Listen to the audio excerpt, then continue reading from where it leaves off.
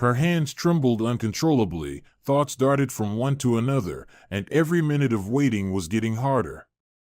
She hadn't taken a single penny from the company's accounts, she was left with nothing. And a month after the divorce, her husband decided to accuse her of theft. How disgusting all of this was. "Good morning." "Sorry I'm late," the young lawyer approached his client, out of breath. Despite his solid suit, polished to shine shoes, and heavy folder with documents, his inexperience showed in every movement, every glance. "Don't worry, I'm well prepared." "Hello, Dave."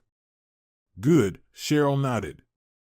Eleonora looked at him suspiciously and sighed quietly. It was clear that her daughter-in-law had no money left for a good specialist, but she could at least have accepted a free one.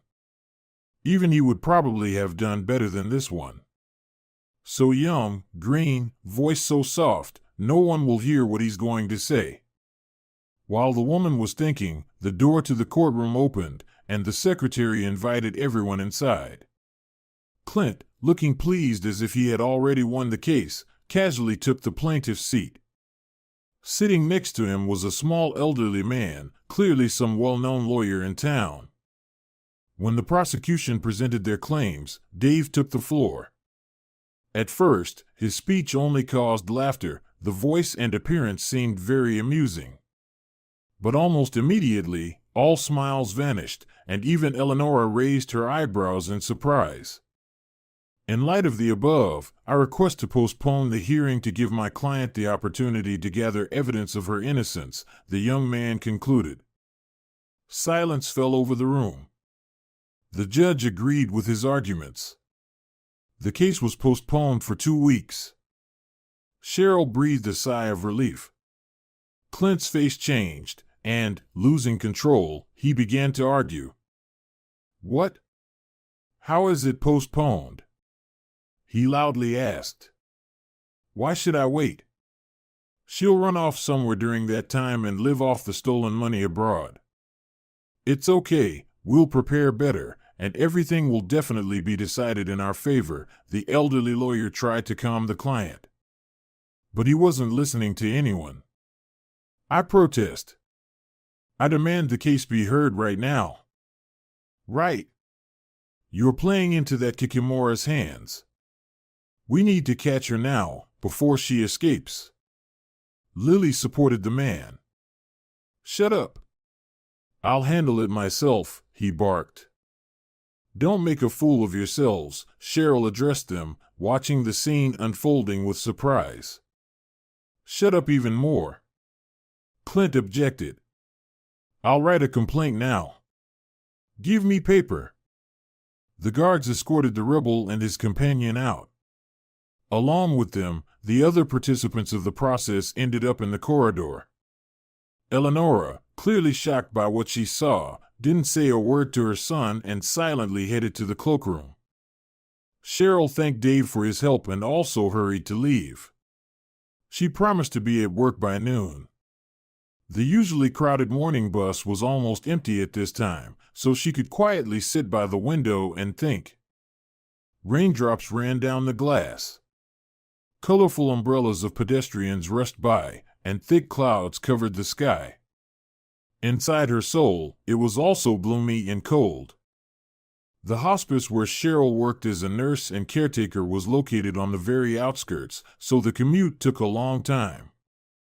The atmosphere inside was sad, sometimes even oppressive and hopeless. This, of course, required extra strength and energy. She would never agree to such conditions otherwise, but this was the only way to be close to her mother, to help her and simply spend more time nearby. "Cheryl, they've put a noisy neighbor in Kitney's room. My head hurts from her," her colleague reported as soon as Cheryl appeared in the staff room. "Well, she already sleeps badly." "Now what will happen?" Cheryl sighed, quickly putting on her coat. "Talk to Gregory. Maybe we can move her to another, separate room? There is a free one. He treats you specially, so he probably won't refuse." "Yo, what do you mean specially?" just like everyone else. Oh, come on. Don't fool yourself. The other didn't answer and, smiling at her own thoughts, headed down the corridor. Rachel's words briefly dispelled the heavy feelings inside left after the court. Of course, she convinced herself that all the talk about Gregory's feelings for her was nonsense, made up. But still, it was nice to imagine it. She stopped right at the door, listened, and widened her eyes in surprise. She'd heard something she hadn't heard for a very long time. Her mother was laughing. I was dressed up, so I went to sort it out. What else? He asked me out, so go, don't hide at home. The new patient enthusiastically told, sitting next to Kidneys. And I found him. Grabbed him by the scruff of the neck. Oh. Hello.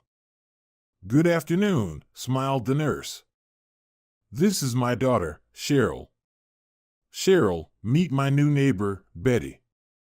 The tall, plump woman warmly greeted the staff member and, despite polite refusals, handed her a handful of candies. Her voice was indeed loud but fully compensated by friendliness and some incredible coziness she brought into the bland ward. Hi, Gregory greeted happily, noticing Cheryl walking down the corridor with a bucket and mop. Hi, she nodded. Have you already visited Mom? Yeah, it's lively there, he smirked. I noticed too. I think it was a good idea to put the newcomer there. What do you think? I'm not sure yet, but I think so. Kidneys gets bored alone, so now she'll have someone to chat with. How are things with you? Did the trial go well? It's been postponed for 2 weeks so we can prepare. Maybe I should still talk to your Clint? He seems to have completely lost it. No, don't. I don't want to drag you into my problems. Well, if you need anything, just say so. You know I'm always ready to help. I know. Thank you so much. She looked after him thoughtfully. Since school, Gregory had always been nearby. He disappeared for a few years after she got married, and now he was back. He offered a place for Kidneys in his hospice while waiting for surgery, and later a job for Cheryl herself. This was what allowed her not to be separated from her mother and also helped her to recover a bit after the divorce. You couldn't say that life became easier or more pleasant under such, even if fortunate, circumstances and with the help of an old friend. Her mother's illness still scared her, never letting her relax, and the duties of a nurse and caretaker drained her energy. And then Clint's unexpected attack. That completely threw her off balance. He had already caused his ex-wife a lot of pain and suffering, and now it seemed like he wanted to finish her off with his disgusting behavior.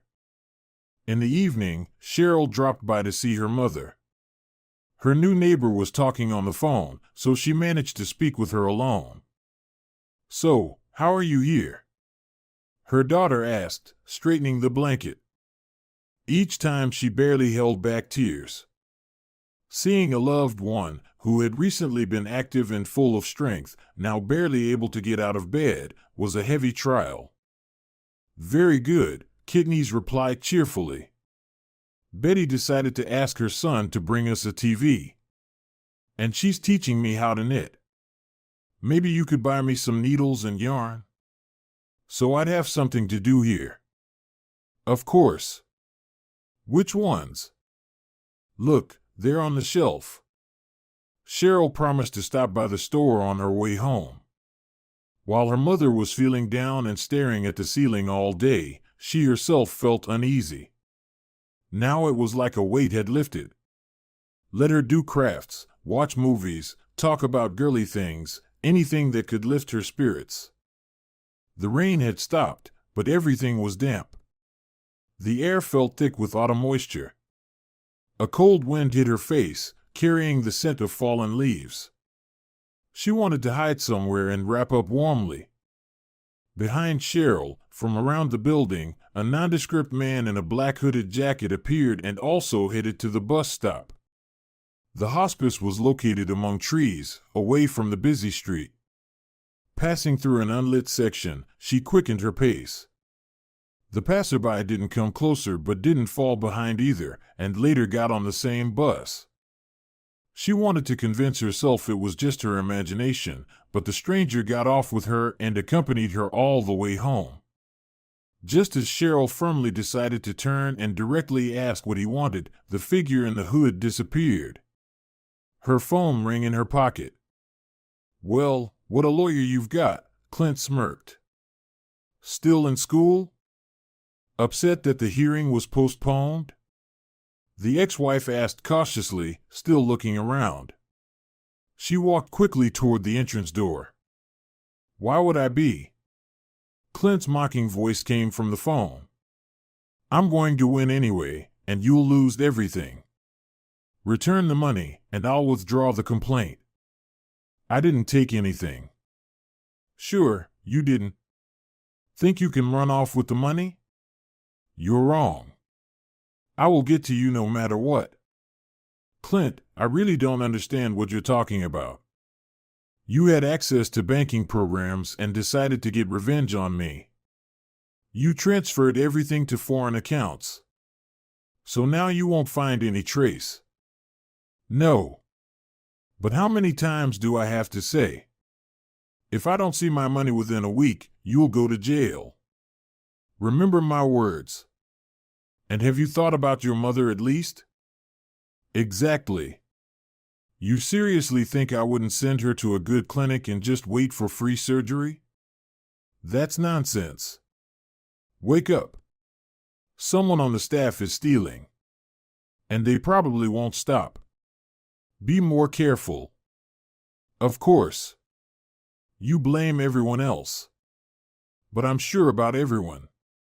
No one's capable of that.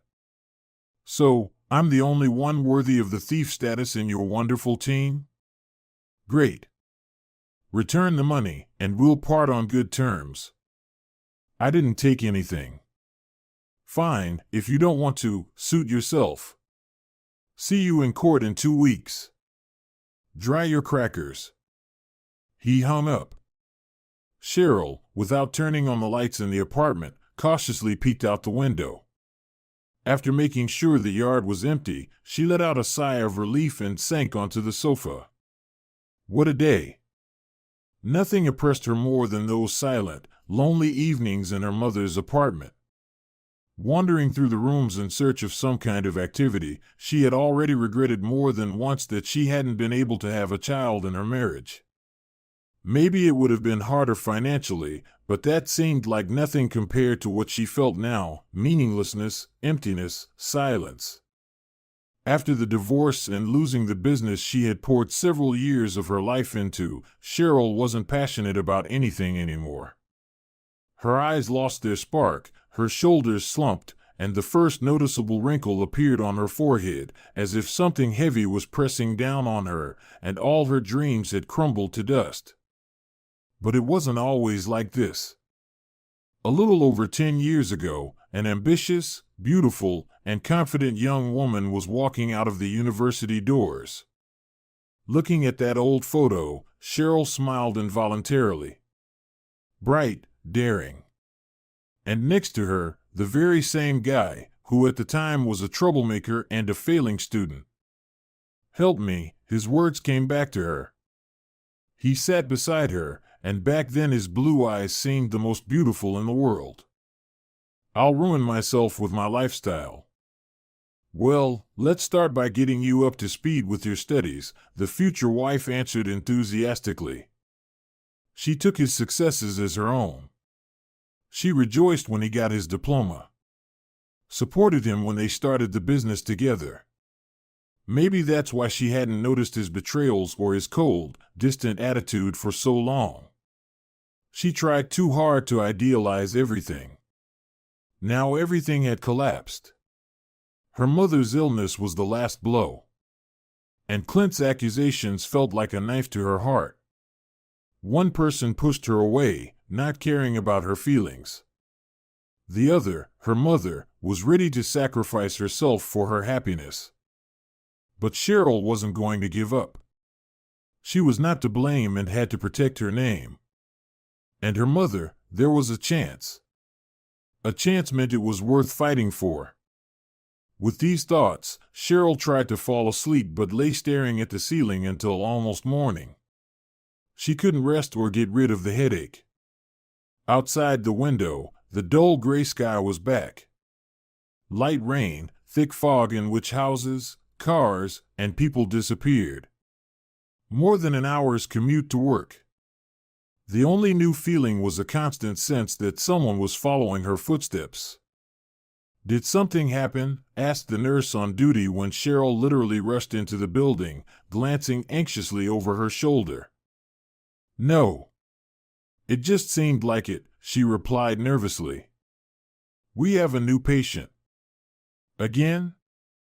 "Yeah." "Where did they put him?" "In a free room for now. He'll live alone," they said. "Some kind of artist. Brought an easel and a whole suitcase of paints." "Oh, great, he won't be bored." The orderly, lost in her thoughts, acted on autopilot, changed clothes, took cleaning tools, went around the wards, and talked with the patients. Meeting the newcomer was postponed for later, but hearing about him happened much sooner. "Cheryl, have you seen Jack yet?" Kidneys asked excitedly as soon as her daughter entered the ward. "Who's that?" the woman asked with little interest, still wondering who and why had put her under surveillance. "The new resident. He's already dropped by. Such a nice man." Yes, Betty, the neighbor, agreed. "We even managed to invite him for tea. Personally, I want him to paint my portrait. Kidneys is resisting, though." "What portrait?" the mother blushed. "Like I'm lying on this bed or something?" "Oh, not necessarily. You can be on a royal throne or by the seaside. It's not a photo. Although you can edit those these days. How do you find time for all that?" The morning just started, Cheryl was surprised. "We get up early," her mother replied with a smile. Cheryl hadn't seen her so cheerful for a long time. When it was finally time to visit the artist's ward, and the orderly knocked and appeared at the door, she found the man at work. He was laying out his numerous brushes and pencils on the windowsill. "Hello," he greeted politely. "Jack?" "I'm Cheryl." "Nice to meet you," she said, looking sadly at the wheelchair. "I'm going to visit the neighbors. Such cheerful girls here. And thanks in advance for the cleaning." He placed a large box of tea on his lap and skillfully maneuvered his wheelchair as he left. Cheryl watched him go, then a few seconds later peeked into the hallway. He was heading to her mother's room. Wow, how things had turned out. She had spent so much time alone, not wanting to talk to anyone, and now she had such company. Wonderful. The windowsill, the bedside table, the bed, everything was covered with paintings, brushes, paints, and sketchbooks. And suddenly the room looked like an artist's studio, with the kind of creative mess that comes naturally. Of course, it made cleaning harder, but it was still pleasing to the eye. At least something new and unusual in these gray, seemingly silent walls. Another day was coming to an end, and Cheryl was barely standing on her feet. Promising herself to have dinner and go straight to bed, she got ready and quickly headed to the bus stop. For a while, she even forgot about being followed, but when she remembered, she turned around and saw no one. The evening was bright and sunny, and exhaustion washed over her completely, so much so that all traces of her previous fear disappeared. Leaving the stuffy bus salon, she walked past a store, deciding to just have a light snack, and hurried toward home. Only a few meters remained when a plaintive squeak came from near the trash bins. Cheryl closed her eyes, hoping the sound was just her imagination. But no, the tiny brown face of a puppy appeared behind a green mound, followed by its entire tiny body. "Bring me a person," the puppy wagged his thin tail happily. "Hello, little one. Where did you come from here?" The puppy ran toward her, clumsily slipped off the concrete slab, stepped on a metal can, got scared by the noise, and jumped aside. "Oh, what am I supposed to do with you?" The woman looked around, hoping to see its owners. But there was no one. Picking up the little one, she sighed and headed home. She couldn't just leave such a tiny creature alone on the street. Nights were already freezing, and the first snow was expected soon. An hour later, the puppy lay on a bed made from an old jacket, clean, full, and yawning loudly, even struggling humorously with sleep. His eyes closed, his little face dropped to the floor, and Cheryl watched this scene with a tired smile. Yes, extra duties, responsibility. But there was a living being in the apartment. And she was no longer so lonely. The weekend passed unusually. She had to take Rex to the vet and train him to use a puppy pad, because she wouldn't be able to walk him during the day no matter how much she wanted to. And also buy some meat, and generally get used to the fact that now there was someone waiting for her at home. All these tasks distracted her from heavy thoughts. The hardest part was leaving the little one alone.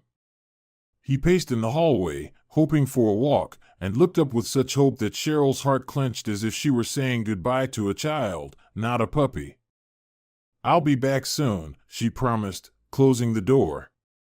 She listened. He squeaked quietly, then walked into the room.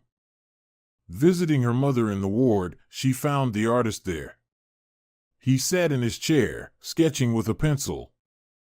"Hi, Cheryl," her mother said silently with just her lips. "You see, I'm busy for now." "Well, you finally agreed," Betty explained with satisfaction, nodding at her neighbor.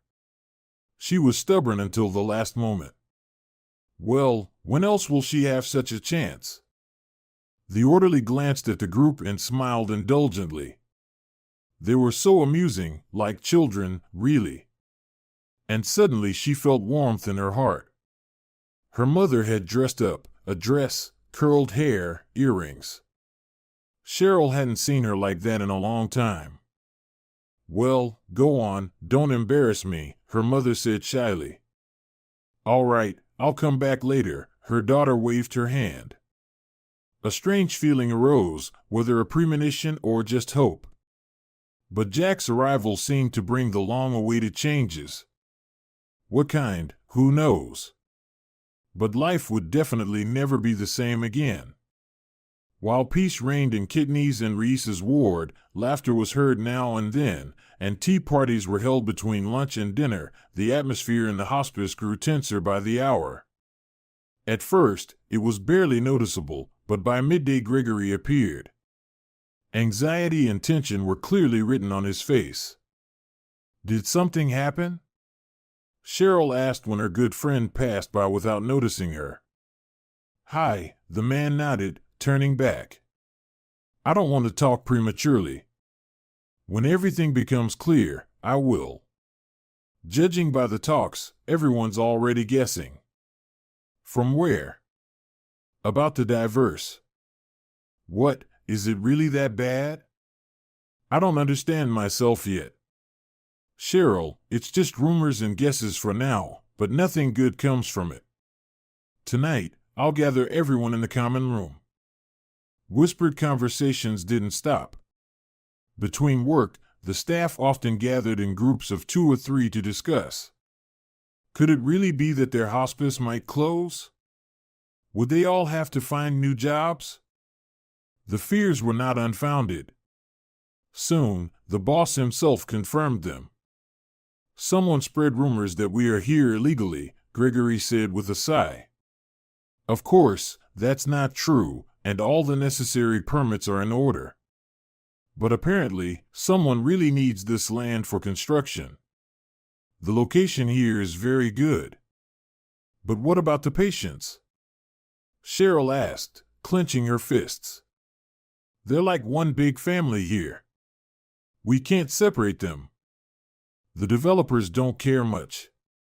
They'd throw them out on the street if they could. If this keeps up, we'll have to start calling around friends to find places in the city or the region. Not everyone has relatives who will take care of their elderly. It feels so sad today, her mother remarked when Cheryl found a moment to come into her room and sit beside her. Betty had gone for her treatments, so they could talk. Yeah, the weather is putting me in a bad mood, her daughter waved it off. Don't think I don't notice. Clint obviously gives you no peace. And they want to relocate us.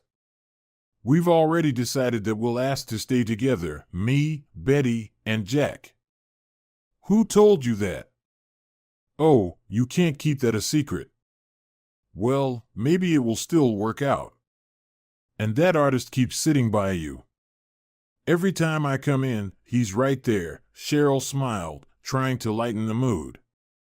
Yes, an interesting person, well read. His fate is tough though. He dedicated his whole life to foster children, but after the accident, they abandoned him, put him in hospitals, and even transferred his apartment to their names. His feet were amputated, he can't walk. But he doesn't despair. On the contrary, he decided to take up art, painting, learning new things. You know, that really inspired me. I had completely lost the will to live. But it turns out I still have a chance to recover. It's true. So don't give up before your time. Mom spoke about the new acquaintance with such warmth that an involuntary thought came. Could this be a late love? After the divorce many years ago, Kidneys didn't accept any man's advances and devoted herself entirely to raising her daughter. So, this suitor must have caught her attention somehow. Or maybe the time just came. Colleagues were already starting to look for vacancies, and patients were packing their bags. Gregory had been walking around like a lost soul for several days. Cheryl really wanted to help him, but what could she do? No money, no influence. And on top of that, her ex-husband with his accusations, and someone who escorted her to and from work every day. Surely, it was Clint's doing. Who else would think of spying on her? Here he is, coming again for the second time, watching closely. Gregory went to the window and pointed at 2 cars and the group that had stepped out of them. What? Cheryl was surprised and looked more closely. That's Andreev, Boris Borisovic. Who is he? He has joint projects with my ex-husband. A very unpleasant type. He's the one trying to evict us. He wants the land. Well, maybe we can fight for it. This isn't a store or a club. After all, people are helped here. You think they care? I left the clinic once for the same reason. When money comes first, people don't matter. It was becoming more and more obvious the hospice would not be allowed to exist in its current location. Inspections increased, rumors spread that the facility was opened illegally and, in general, they weren't saving those in need but were instead transferring their apartments to themselves. It sounded unfair and disgusting, but there was no way to defend against this slander. Cheryl really didn't want to give up. She desperately tried to come up with ways to defend the building and its residents. She wrote to local communities, newspapers, contacted well-known media. Some journalists responded and published information. However, it brought no benefit. Instead, threats began to come. Hello, Cheryl, a cold voice came through the phone as the orderly looked around while walking home. Hello, she answered hastily. You've developed a bad habit. What do you mean? Your new hobby, sharing your thoughts publicly. You share them in the kitchen with your mom, right on social media. You don't need to do this at every opportunity. Every opportunity? I think I write about just one, and a very specific one. Do you want to deprive elderly people of a decent life? Is that humane? No one is depriving anyone of life. It's just time to relocate, that's all. Maybe you see it that way. But in reality, it's tyranny. Cheryl, you better think about Kitney's health. She won't be happy if something happens to her daughter. Is that a threat? No, not at all. Just a warning. He hung up. Cheryl clenched her fists, gave the door a fierce look, boldly turned around, and shouted loudly. What do you want from me? Huh? How long are you going to keep following me? Who hired you? Clint?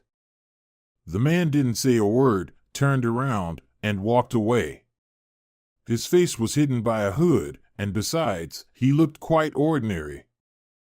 Cheryl smirked, realizing that the clumsy stalker really had been hired by her ex-husband. Well, if that's the case, even this he failed to do properly. The next morning, Gregory met her at the entrance. He looked exhausted. Not surprising, the work of his life was falling apart before his eyes. It's nice here, isn't it? Quiet. But if you walk a little farther, the noise from the road drowns everything out, he said thoughtfully. Yeah. And the birds sing in the mornings, Cheryl agreed, surveying the windows, flower beds, and trees. Then she cautiously asked, So, how are things with the construction? We're going to have to relocate the residents after all, Gregory sighed. Really? I can't even imagine how to tell them. And what will happen to them now? They've already figured it out themselves. Some will be taken by relatives, others will need to be placed in good facilities. Well, maybe it's a bit frustrating to just stand by, don't you think? Probably not. I'm being pressured from all sides. Yesterday, officials from the prosecutor's office came by. They said I'm misusing the funds allocated to us. And someone's been calling with threats. Staying here is becoming dangerous for our patients. Who knows what these businessmen might do? It's awful. Cheryl couldn't hold back and pressed close to her friend. He hugged her tightly in response. The only thing left to do was to stick together to get through these hard times and cope with everything. The staff and even the residents became increasingly silent, going through their daily routines that had long become habit. Maybe this routine helped them avoid despair. Idleness would have been worse, definitely worse for everyone. Jack was working the hardest of all. He shut himself in his room and, as if planning to use all his materials, created art all day long. Given the overall mood, no one even tried to distract him. Silence settled in the corridors, and even in the common room, people spoke in whispers. Cheryl also kept her feelings inside. Those around her were already confused and scared, so she didn't have the heart to burden them with her worries. But when her ex-husband called, she wanted to pour all her anger out on him without mercy, and she did just that. Just choke on your money. Cheryl shouted into the phone in anger. Do you think you'll get away with this? Throwing the helpless out on the street while you rake in profits? No way. Cruelty has never brought happiness to anyone. What does this have to do with me? Her ex-husband stammered. And I'm not even calling about that, but to remind you, the second hearing is the day after tomorrow. Don't forget this time. I'll spit in your face in front of everyone and tell them what you're up to. You stole that money yourself, and you blame me. Yeah. Would I bother if the money was there? You better confess everything and say where you put it. How wonderful it is that we divorced. I can't even imagine. I lived with you under one roof for so many years, it's enough to drive anyone crazy. Not wanting to listen to insults aimed at him, Clint hung up. Even if deep down he understood he was acting shamelessly, he wasn't going to admit it. On the contrary, he justified himself in every possible way. "So, what's up?" Lily asked, sitting businesslike in the director's chair. "Go to your place," he replied nervously and gestured for his mistress to give up the seat. "Everything's fine. Soon he'll expose himself. And their home for the homeless will be closed soon. They gave them a month to move out." "Is that a lot?" "A week would have been enough." "Oh, you're so kind." If there was anyone to pity, the girl smirked and left the office. The hospice residents reacted differently to the news. Some resigned themselves to moving out, others were determined to fight to the last. Cheryl felt her strength running out, so she mostly just watched what was happening, as if watching a sad movie. Good news was catastrophically lacking. And at the very moment when she was ready to give up completely, something happened. She went up to the second floor and headed to her mother's room. Sitting with her and her roommate always lifted her spirits. The door was ajar, so she didn't even have to knock. "That's the way," Betty loudly encouraged her friend. "Just a little more." Cheryl froze at the entrance and watched in confusion as her mother, holding onto the windowsill, slowly took a step forward. From surprise, all words seemed to vanish, and her daughter stood with wide-open eyes, unable to move or ask a question. Jack rolled past her in a wheelchair. He gave the nurse a friendly glance, and Cheryl didn't see any trace of surprise in his eyes. Am I really seeing this, or is it just my imagination? Cheryl wondered. It's real, Betty reassured her while helping her roommate reach the bed. I didn't want to tell you too soon, Kidney shrugged. It's gotten easier to stand up, and even to walk a bit. Cheryl's face lit up. For a moment, all the difficulties and fears seemed to fade away. She even thought, if Mom recovered, maybe everything else would lose its meaning and importance. She walked home, unaware of the now familiar surveillance and the autumn dampness. Rain, wind, puddles, what a small thing when the soul shines with sunshine. Suddenly she froze, staring at one spot. What she saw struck her so much that at first she didn't know how to react, whether to smirk, feel schadenfreude, or just walk by telling herself it wasn't her concern. Interesting twist, Cheryl said quietly to herself and took out her phone. Clint called a few seconds after she sent the photos. He sounded tight, offended, but was doing his best to appear impenetrable and confident. What's this? Can't you see well? Your Lily is sitting in a cafe with a handsome young man, having a nice chat. And I can say for sure that you're not sitting next to her. Where is this? Not far from Mom's apartment. A new cafe. It just opened last week. And why the hell are you spying and snooping there? Cheryl laughed sincerely. Am I to blame that she's cheating on you? That's something new. Sort it out yourself. I just couldn't resist sending it. Lily went on a work trip, so it's just a business meeting. Yeah, right. And she always holds hands with business partners. An unusual way to get what you want. Nonsense. This is a fake. They did it on purpose to make us fight. Well, think whatever you want. I don't care about your personal life details. Let her feel what it's like to be betrayed. He probably didn't realize how painful it was for her, but now it was his turn to suffer. Although Cheryl really didn't care much about him anymore. She was thinking about how to save Gregory's project and his patients, who had become almost like one family. Over the weekend, Cheryl scoured the internet, found a community willing to share their story, and made plans. When she was driving to the hospice with them, the sun came out for the first time in weeks, and it felt like a sign. They had 1 week left before the deadline to move out, but Gregory was desperately trying to negotiate an extension. The whole team was in high spirits. The residents smiled mysteriously and for some reason pulled their best outfits out of their bags. To find out what was going on, Cheryl headed to the director's office but ran into him on the stairs. "You already know?"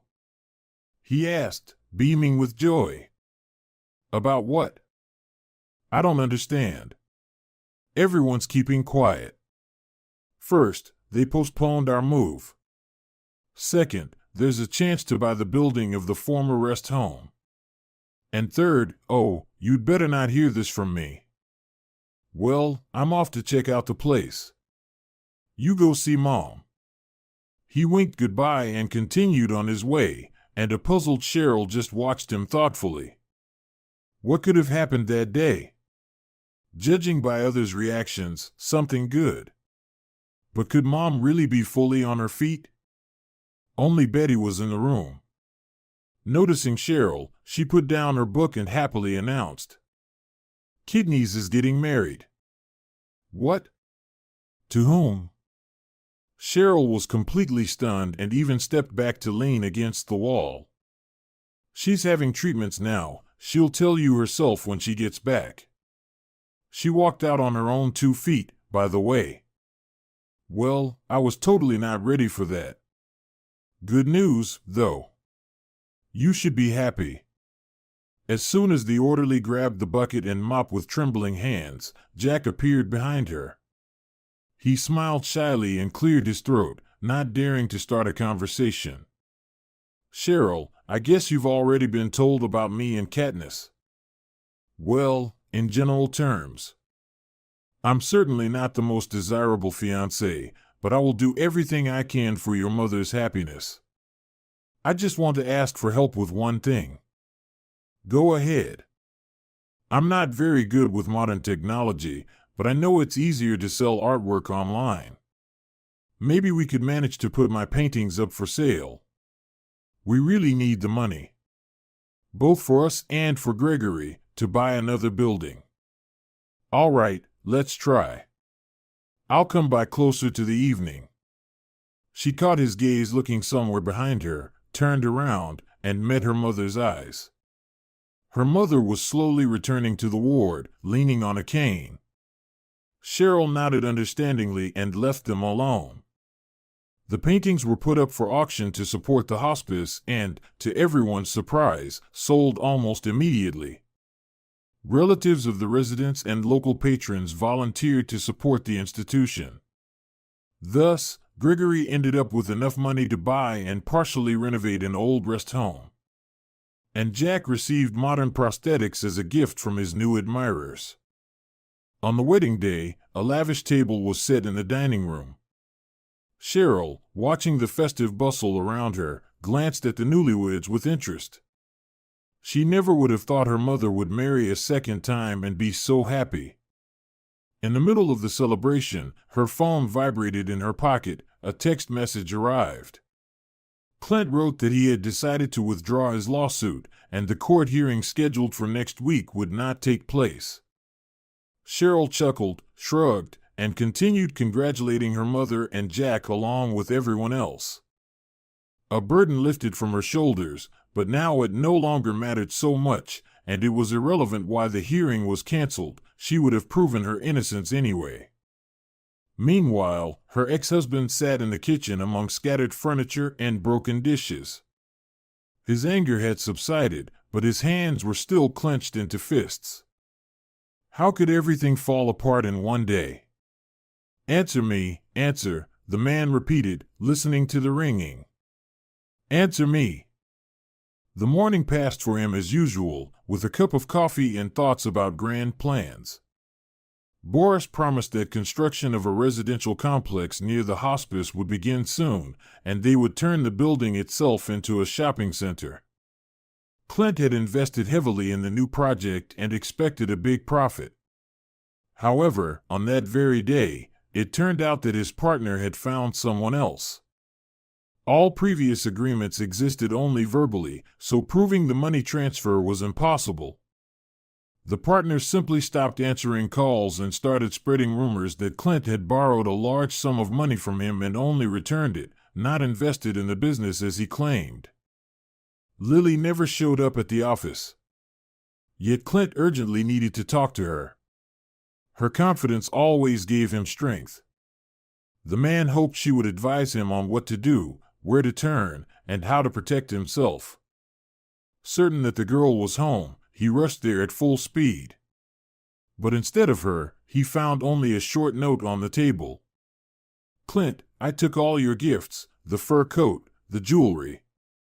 You're not going to ask for them back, are you? I've long wanted to tell you I love someone else, and now I'm leaving the country with him. Be happy." That was the last straw. 2 betrayals in one day. And now an unsettling thought arose. Could it have been Lily who took the money Clint accused his ex-wife of stealing? Clint hadn't felt such hatred and anger in a long time, though he often provoked these feelings in others while mocking them. Rumors reached him that Gregory and Cheryl had taken on renovating the old rest home, bought furniture, and had already started moving in residence. Amid his own problems, other people's happiness annoyed him even more. Boris was already widely announcing his construction plans, and Lily was distancing herself on social media with photos of cocktails on the beach. When the feeling of a heavy defeat and resentment against everyone who contributed to it reached its peak, an old car stopped near the former hospice. A hooded man got out, walked toward the empty building, and returned a few minutes later. Soon, a red flame appeared in the dark windows. It quickly grew, and smoke billowed upward. The next day, Clint read the news with satisfaction. "Well, here's your shopping center. Take your burnt ruins and do whatever you want with them." This was the revenge of an old friend who truly believed in him. Meanwhile, Gregory and Cheryl lived with sincere and kind feelings, joy from the work they had done, pride in their wards who had worked so hard during the move, and hopes for a better future. Over the past month, they had grown much closer, and Cheryl now looked at her former classmate with entirely different eyes. In the main building, almost everything was ready, except for the library and the recreation area. That could wait. "Now we'll get started on the neighboring building. We'll set up a medical station and an inpatient ward with a few beds," he instructed over the phone, and at that moment, it was impossible not to admire him. Confident, firm, principled, yet naturally kind and empathetic, he was a role model for his team. Without needing reminders or requests, he had arranged a separate room for Katniss and Jack and even ordered extra furniture just for them. He personally visited stores, negotiated favorable deals, handled paperwork, and oversaw the renovation crew. "We have a guest." "You've gotten so big, haven't you?" Gregory smiled as he hung up the phone. Rex wagged his tail happily and leaned in to be petted. "I figured it's better for him to run around here than stay home alone all day," Cheryl explained. "You're absolutely right. How are things?" "To be honest, disastrous, but I'm trying not to show it." He laughed, but Cheryl heard the worry in his voice. The money from selling the paintings was almost gone, and the renovations weren't slowing down. The rest home building had generally been preserved well, but its renovation and transformation still required serious investment. As she walked home, deep in thought, she didn't immediately notice the familiar figure on the bench. Then again, it wasn't surprising.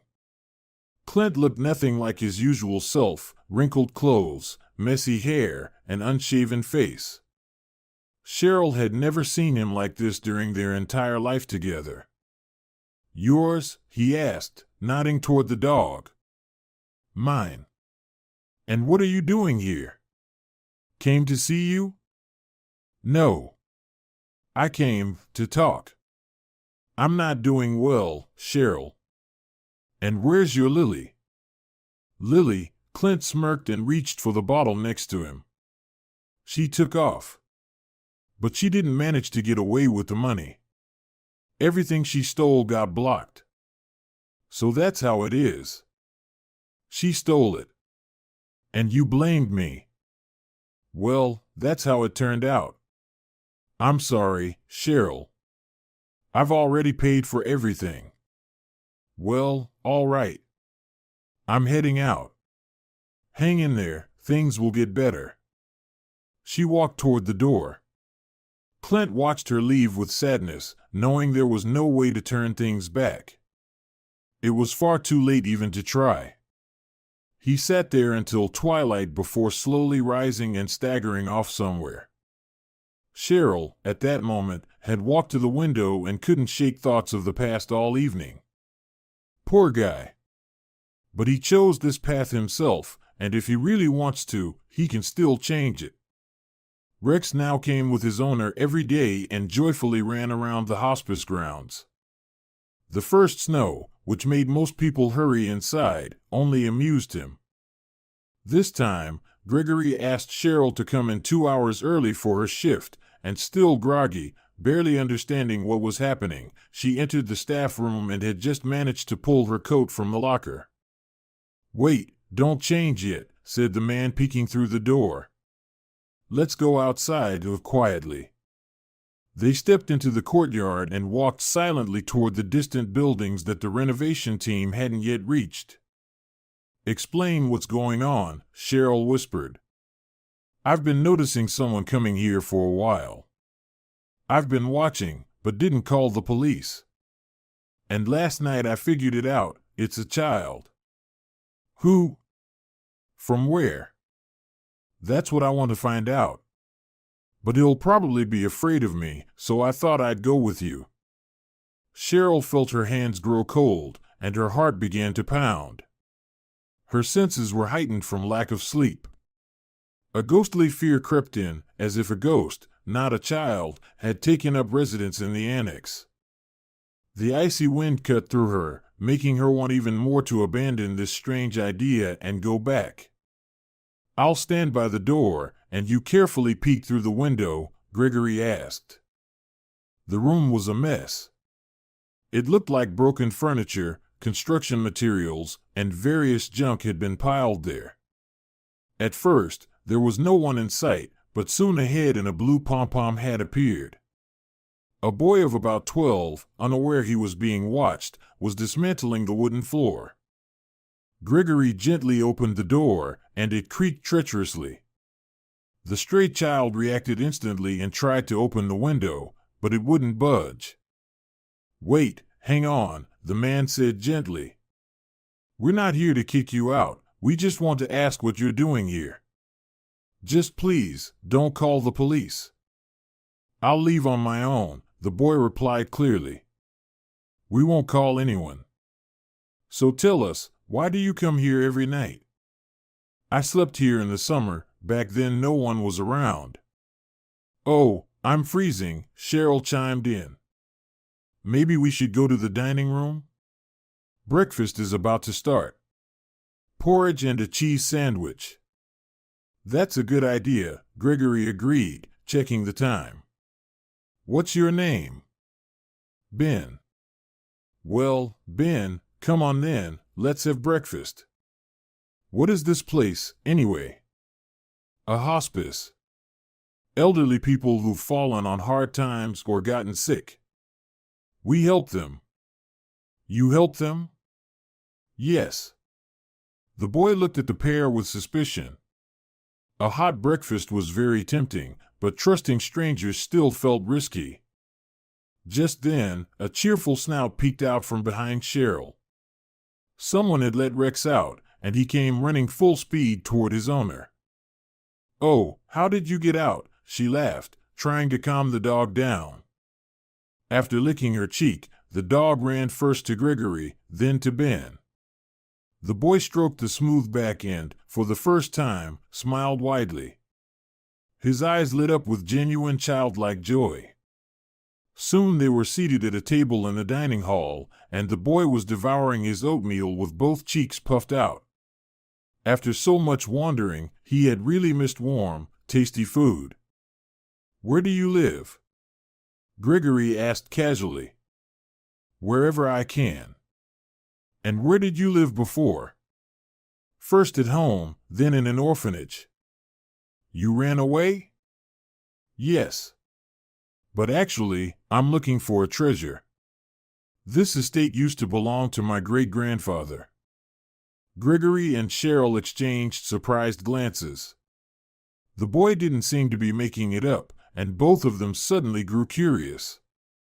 Mom and Dad died in a car crash when I was 10, he continued, eagerly washing down his sandwich with tea.